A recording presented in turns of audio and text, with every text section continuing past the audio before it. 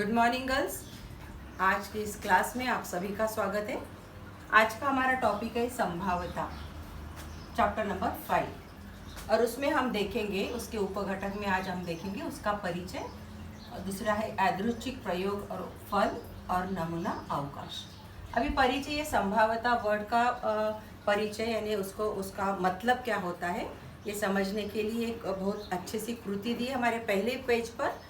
और उसमें दिया है कि क्लास में बच्चे हैं और शिक्षक ने हर बच्चे के जितने बच्चे हैं उतनी ही पर्चियाँ बनाई है और एक बॉक्स में रखे हैं, और वो पर्ची पर हर एक वनस्पतियों का नाम लिखा है। और वो नाम अलग अलग, हर एक पर्ची पर अलग अलग नाम आना चाहिए, यानी नाम रिपीट नहीं होना चाहिए। और जो तुलसी का जो वनस्पति का नाम है जिस पर्ची पर आएगा वो चिट पहले यानी किसके हाथ में आता है वो अपने को देखना है। ये एक्टिविटी दी हुई है। तो सब बच्चों को शिक्षक ने अपने रोल नंबर वाइज खड़ा किए।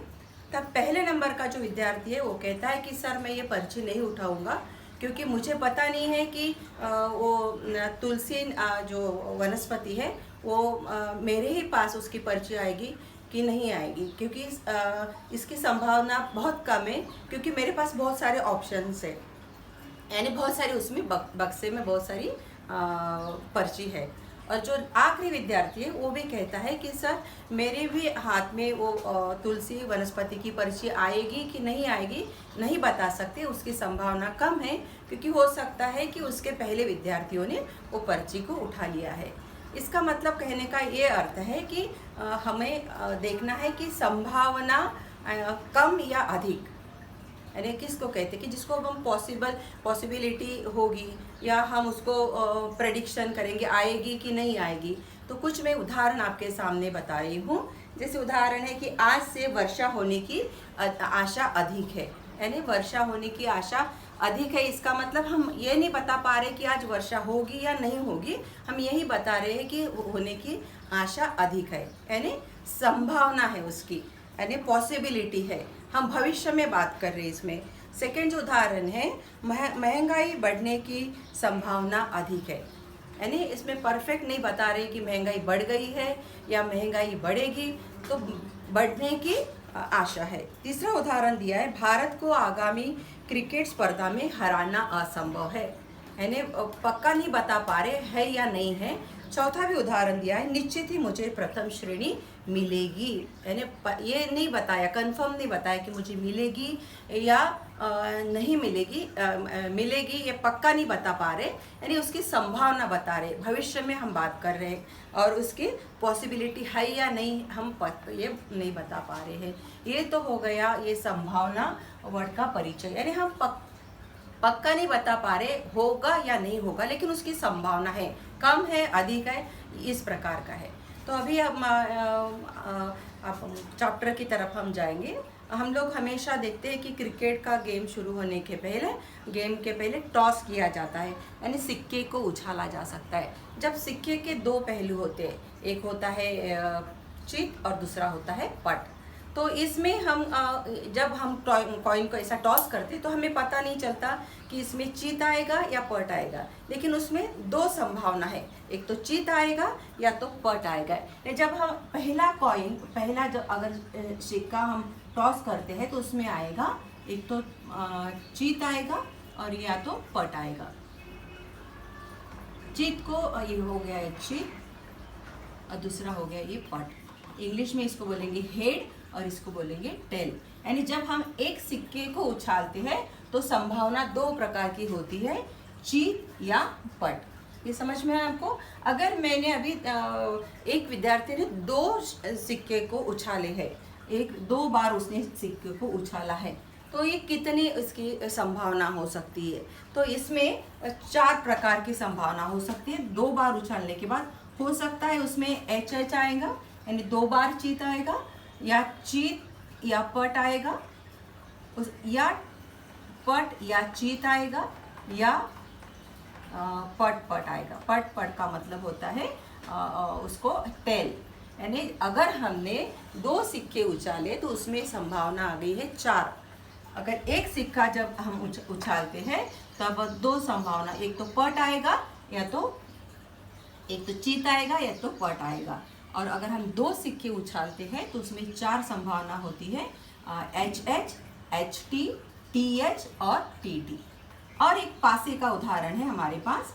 और पासे आप बचपन में जो खेलते हैं हमारे परिचय का है, और उसमें ये 6 पृष्ठ होते हैं।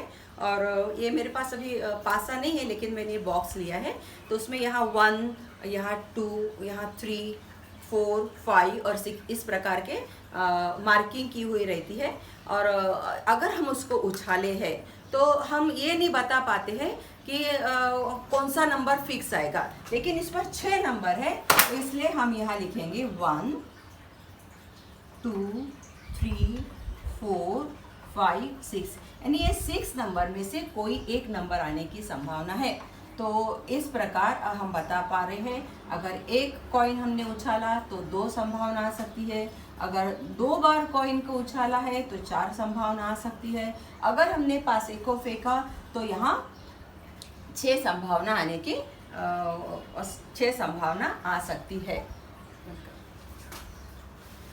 अभी हम ये यादृच्छिक प्रयोग किसे कहते हैं, इसका मतलब क्या होता है, इंग्लिश में उसे रैंडम एक्सपेरिमेंट कहते हैं।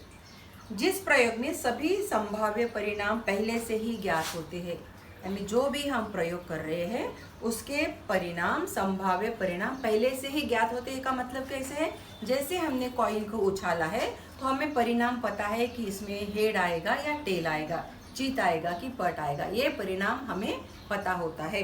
किंतु उनमें से किसी भी परिणाम की निश्चितता का अनुमान नहीं लगाया जा सकता है। इसका मतलब होता है कि हम ये नहीं बता पा रहे कि उसमें चीती आएगा या पटी आएगा। परिणाम हमको पता होता है, एक सिक्का उछालने के बाद क्या परिणाम होता है हमें पता होता है, लेकिन हम परफेक्टली ये निश्चित नहीं कर पाते हैं कि चीती आएगा या पटी आएगा। और सभी परिणामों के सत्य होने की संभावना भी समान होती है।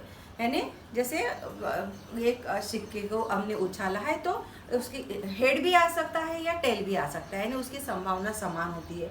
यानी यादृच्छिक प्रयोग में, ये यादृच्छिक प्रयोग में 3 बातें हम बता रहे हैं कि संभाव्य परिणाम पहले से ही ज्ञात होते हैं, लेकिन जो परिणाम है वो निश्चित अनुमान हम नहीं लगा पा सकते हैं, और आने की संभावना समान होती है, यानी चित भी आ सकता है और पट भी आ सकता है।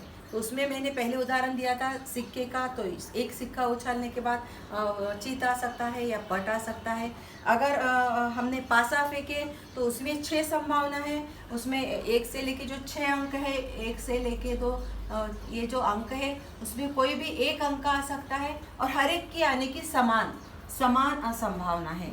इसका हमको ये परिणाम पता है कि यहाँ 1 आएगा, 2 आएगा, लेकिन हम निश्चित नहीं बता पा रहे कि 1 आएगा या 4 आएगा, लेकिन हर एक की आने की समान संभावना है, उसे कहेंगे हम यादृच्छिक प्रयोग। अभी उसके बाद में जो नेक्स्ट पॉइंट है फल। फल का मतलब होता है परिणाम, और उसको इंग्लिश में हम कहेंगे आउटकम। इंग्लिश में क्या कहेंगे हम इसे, आउटकम। यानी अगर हमने एक सिक्का अगर उछाला है तो उसके 2 फल आएंगे। एक सिक्के को हमने उछाले हैं तो कितने फल आएंगे, एच और टी, यानी इसके जो फल हो गए 2। इसके फल कितने आए हैं, 2। अगर हम 2 सिक्के एट अ टाइम, अगर 2 सिक्के हम उछालते हैं तो उसके जो फल है वो कितने आएंगे, 2 सिक्के अगर उछालते हैं तो हम उसमें 4 फल आएंगे, एच टी, टी एच और टी टी। एक सिक्का अगर हमने उछाले तो उसके फल आएंगे 2। अगर हम 2 सिक्के उछालते हैं तो उसका फल आएगा 4, ये 4 फल आएंगे। अगर हम पासे को अगर उछालते फेंकते हैं तो उसमें 6 फल आएंगे, 1 2 3 4 6 अंक इसमें दिए हैं, तो उसके 6 फल आ सकते हैं। अगर हमको अगर पत्तों का खेल तुमने पता है, वो पत्तों के खेल में कितने पत्ते होते हैं, ताश के कितने पत्ते होते हैं, उसमें होते हैं 52 पत्ते होते हैं। और ये 52 पत्तों में यहाँ 52 पत्ते दिए, तो इसमें रेड कलर के जो है, लाल कलर के हैं वो 26 पत्ते होते हैं, और ये ब्लैक कलर के कितने पत्ते होते हैं, यहाँ भी 26 पत्ते होते हैं। 52 में रेड 26 होते हैं और ब्लैक 26 होते हैं। और इसमें रेड में भी और 2 प्रकार होते हैं, एक को बोलेंगे हम पत्ता, लीफ, इस प्रकार का होता है, और एक होता है ईट। ये है पत्ता और ये है ईट। यहाँ होंगे 13 और यहाँ भी होंगे 13, बराबर है। और ब्लैक में भी 26 होती है, और ये 26 में से ये जो 13 जो है, ये जो उसको बोलते हैं चिड़ी, चिड़ी का पत्ता होता है, इस प्रकार होता है ये भी 13 होते हैं। और ये जो दूसरा है उसको बोलते हैं हुकुम, हुकुम। और ये है चिड़ी, चिड़ी। यानी हर एक इसमें टोटल 52 है, उसको 26 रेड है और 26 ब्लैक है। ये 26 में 13 है, ये क्या रहेंगे, ये पान के आकार का रहेगा, पान के आकार का रहेगा ये। और ये है ईट। और ये 13 में आपको पता है क्या होते हैं, बादशाह होता है, और उसके बाद में रानी, गुलाम, ये फेस वाले पत्ते हैं। और उसके बाद में और 10 होते हैं। तो टोटल मिला के ये 13, ये 13, ये 13, ये 13। यानी इसके अगर तुमको फल आउटकम चाहिए तो उसका आउटकम रहेगा 52, क्योंकि ये पत्ते 52 पत्ते में से कोई भी एक पत्ता अगर निकाले तो वो उसका कोई भी एक पत्ता हम निकाल सकते हैं, तो उसका फल आएगा 52। अभी और एक टर्म है यहाँ, समान संभाव्यता फल। यानी इसका मतलब होता है अगर हमने ये पासे को फेंका है तो इन पासों में ये 6 नंबर जो है हमारे पास, 6 पृष्ठभाग पर 6 नंबर है, तो उसमें से एक की आने की संभावना है। ऐसा नहीं होता है कि हम 10 बार कर रहे 10 बार एक ही नंबर आ रहा है, ऐसा नहीं होता। तो उसको हम संतुलित ये संभावना नहीं कहेंगे। यानी जब भी हम फेंकेंगे तो अलग अलग आने की संभावना होती है। जैसे इसके भी चांसेस है, 2 के भी चांसेस, सबके एक एक चांस आने की संभावना होती है। यानी समान संभाव्यता कहते हैं हम उसको, संतुलित संभाव्यता हम उसे कह सकते हैं। अभी जो 5.1 का जो प्रश्न संग्रह है उसमें तुमको क्वेश्चन दिया हुआ है, निम्नलिखित कथनों की संभाव्यता क्या है, कितनी संभावना है, कितनी संभावना है।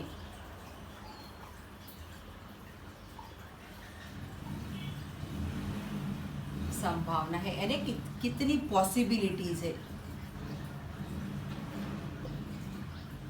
कितनी पॉसिबिलिटी है। ये है प्रश्न संग्रह 5.1। बहुत इजी है, ओरली भी हम कर सकते हैं। तो उसमें पहला जो स्टेटमेंट दिया है, वनिता को महाराष्ट्र के निम्नलिखित स्थलों की जानकारी है और उस स्थान पे वो मई महीने में छुट्टी में जाने की उसने अपनी तैयारी की है। तो वहाँ स्थलों का नाम दिया है अजंता, महाबलेश्वर, लोनार झील, ताडोबा अभयारण्य, आंबोली, रायगढ़, माथेरान और आनंदवन।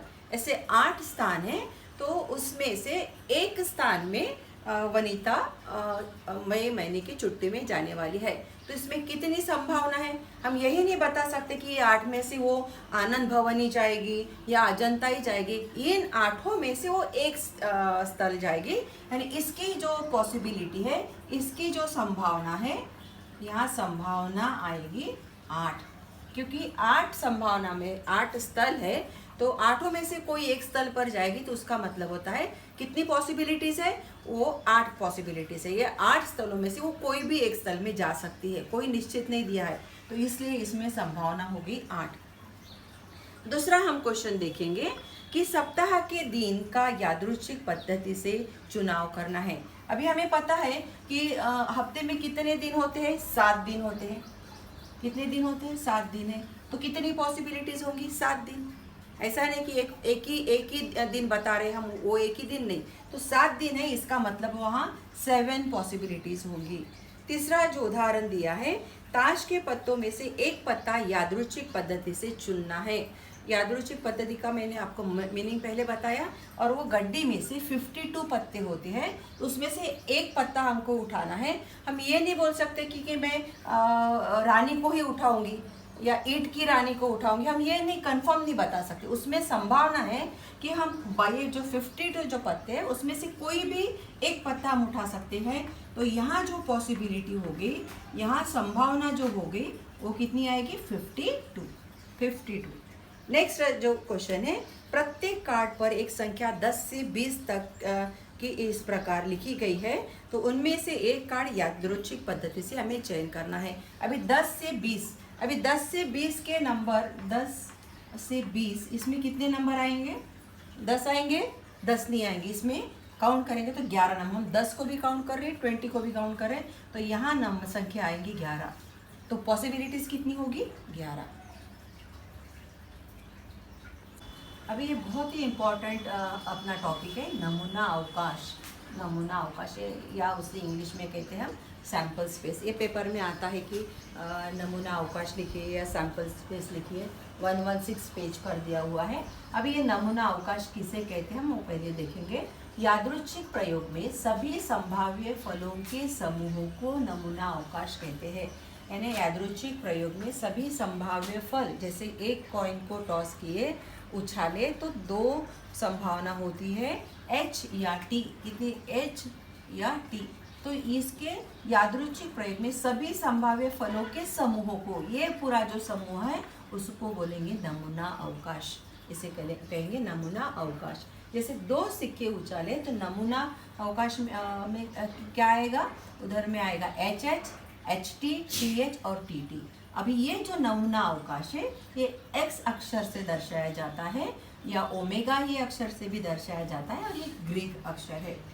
तो इसका मतलब है अगर हमें एक कॉइन अगर हम उछालते हैं तो ये S से दर्शाया जाएगा, इस प्रकार S बराबर, यानी नमूना अवकाश बराबर ब्रैकेट में आएगा H और T, यानी ये हो गया नमूना अवकाश, और इसको S ए अक्षर से दर्शाते हैं। और उसी प्रकार नमूना अवकाश के प्रत्येक घटक को नमूना घटक कहते हैं। अभी इसमें H एक घटक है, T एक घटक है, तो इनको कहेंगे नमूना घटक। और नमूना अवकाश S में कुल घटकों की संख्या कितनी है? यहाँ 1 और 2, तो उसे कहेंगे, उसे हम नंबर ऑफ S से दिखाते हैं। कितने घटक है?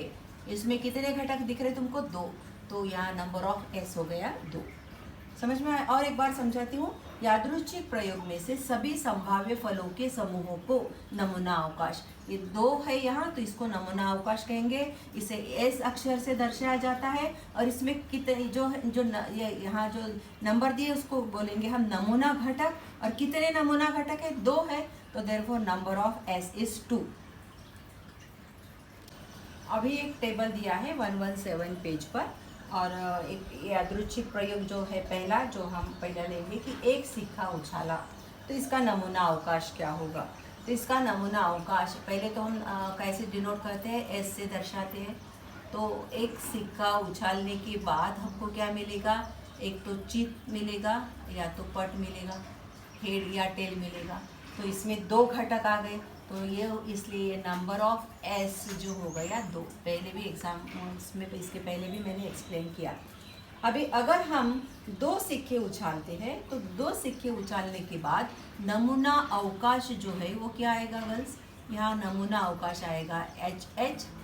हेड भी आ सकते हैं, 2 हेड टेल आ सकते हैं, टेल हेड आ सकता है, या टेल टेल आ सकता है। यानी यहाँ 4 बातों की संभावना है, तो इसलिए यहाँ 4 घटक है, तो इसलिए यहाँ नंबर ऑफ S जो है वो हो गया 4। 1 मार्क के लिए आता है, 2 मार्क के लिए आता है पेपर में कि इसका नमूना अवकाश फाइंड आउट करो और नमूना घटकों की संख्या लिखो। तो S लिखना है और आपको नंबर ऑफ S लिखना है। अगर हमने 3 सिक्के को उछाला है, 3 सिक्के को उछालने के बाद हम नमूना अवकाश, इसका देखो क्या आएगा? नमूना अवकाश हमेशा S से ही दर्शाते हैं, इसमें ब्रैकेट नहीं लिखना है। अभी 3 सिक्के उछाले हमने, तो यहाँ एक तो हेड हेड हेड आएगा, ठीक है, या उसमें हेड हेड टेल आएगा, या तो हेड टेल H आएगा, या टेल हेड हेड आएगा। ये 4 हो गए। उसके बाद में हम यहाँ देखेंगे कि यहाँ HTT आ सकता है, यानी संभावना है इसकी। उसके बाद में THT आ सकता है, या TTH आ सकता है, या TTT आ सकता है। कितने हो गए? यहाँ 8 संभावना है, तो इसलिए नंबर ऑफ S बराबर हो गए 8, यानी नंबर ऑफ S की जो संख्या होगी 8। 1 2 3 4 5 6 78। यानी अगर 3 सिक्के हमने उछाले हैं तो यहाँ नंबर ऑफ एस आएगा 8। अगर एक सिक्का उछाला है तो नंबर ऑफ एस आ गए हैं 2। 2 सिक्के अगर हमने उछाले हैं तो यहाँ आया नंबर ऑफ एस आया है 4। और अगर हमने 3 सिक्के अगर उछाले हैं तो यहाँ नंबर ऑफ एस की संख्या आ गई है 8। इस प्रकार और तुमको टेबल दिया है पेज नंबर 117 में, उसको आपको कंप्लीट करना है। धन्यवाद।